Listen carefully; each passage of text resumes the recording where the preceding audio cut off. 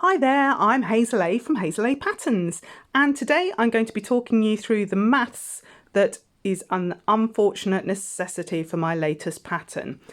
The new pattern is called the Noteworthy Journal cover. This is what you're making. Now these are my tester versions. They are finalised measurements, all the details are done, but I thought that I would take the opportunity to talk you through the maths for the version that I'm going to photograph for the pattern. So just to show you quickly what you're making, we've got a plain notebook or journal cover, got pockets inside, pockets in the back. There's a pen holder. Now this isn't the finalised version because this was something I tried out but decided I didn't like. This is the finished version. This is the pieced version of it. So you can see got a pen holder on the side, you've got lovely pattern, still got the pockets inside and a bookmark as well. Now I have a lot of A5 size notebooks, which is the size that this cover is being made for. But when I went round and started measuring them to try and find out what was the best size to make, of course it turned out that even notebooks that look the same size, they're all very, very slightly different in size. And to get a good fit, to make sure the covers actually are don't just slide off or move around, you need to actually have the correct measurements. So I've got two notebooks here. I'm just going to show you first of all that how different they are. So they look about the same. This is going to be my plain version for the finished thing. This is actually a nice diary that I bought from the supermarket, which it's actually pretty gorgeous, but the fabric that I've chosen for it is even more gorgeous.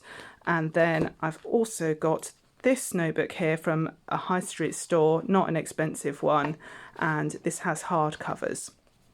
This is going to be my pieced version. So to get started, let's do some measuring. So I'm going to measure the first one, but I'm not going to write down the measurements, but just to show you what we're doing. So measure from the back to the front.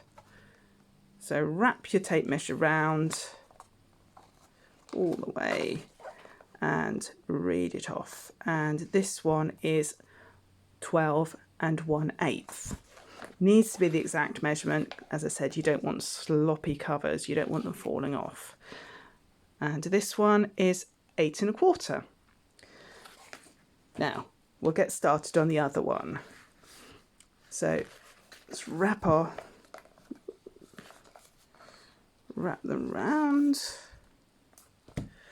So this one you can see there is 12 3/8. So first of all, I'm going to write down the actual width here. So 12 3/8. That is the number we're going to call, that's the actual height. So we're then going to measure the actual width. This is the actual height, 8.5 inches. So 8.5 inches. And as it says in the measuring instructions at the top, that's how you find your actual width, actual height. Then you add 1 inches to each of them to get the number we're calling W and H for width and height. So 12, so 13 3/8. So 8.5 plus 1 inches is 9.5 inches. So if we go down here, this is the cutting list that you actually get with your pattern, but this is a version that you can fill in yourself with your own measurements. So W times H, so it's going to be 13 3/8 by 9.5. Then the side panels are 4.5 inches times H, so 4.5 inches times 9.5. And then the only other measurement that needs to be customised to fit your notebook is the fusible fleece, which is width minus 1/2 and height minus 1/2. So the width 13 3/8 minus 1/2 is going to be 12 7/8. And the height, 9.5 minus 1/2 inch, that's easy, that is 9. So if you were making the plain version, This would be the measurements you cut out. If you're making the pattern version, you then turn over the page to detailed measuring instructions at the top, but I'm going to go through this and fill this in with you so you can see what we're doing. So again, let's start off with W and H. So W is 13 3/8 and H is 9.5. 9.5. So first of all, to find your pattern strips, just a reminder, these here. First of all, we need to find out how many we're going to cut. So to find that out, we're going to take W and minus off 2 inches. So 13 3/8 minus 2 inches is 11 3/8, which is 11 whole inches. The remainder is 3/8. We're going to need that later. So cut number above, 1.5 inches by 6.5 inches, so 11 strips. That's going to be the same number for the plain strips as well. So for the plain strips, which are these pieces here, which get cut later in the process, it's H minus 5. So we've got 9.5 inches minus 5 inches is 4.5 inches. Rounded up if necessary. So if it came out at 4 1/8 or 4 1/4, it would be rounded upwards. So cut the number as before, 1.5 inches times that. So 11 strips, 1.5 inches by 4.5 inches. Now the end strips, you can see on this pattern, you need to have a plain ending here because you've got so much bulk already in the seams, you just couldn't cope with any extra bulk from piecing. So we've got 3.5 inches plus the remainder. The remainder is 3/8.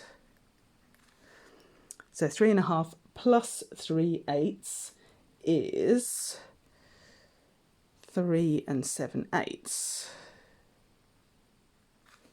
Divided by 2 is pretty complicated, but it is 1 15/16 of an inch, which is a crazy number. We would never cut to 15/16 of an inch. So definitely that has to be rounded up. So it will be rounded up to 2 inches.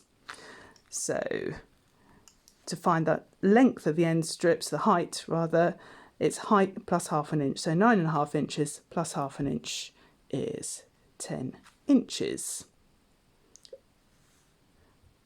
Rounded up if necessary. We don't need to round up. So end strips cut to above width by above height. So that is 2 inches by 10 inches. And there we go. That is everything you need to know to cut out these strips. The piecing instructions and everything else are in the pattern. And if you have any questions, then just leave a comment below and I will get back to you. Okay, I hope that helps you. Bye.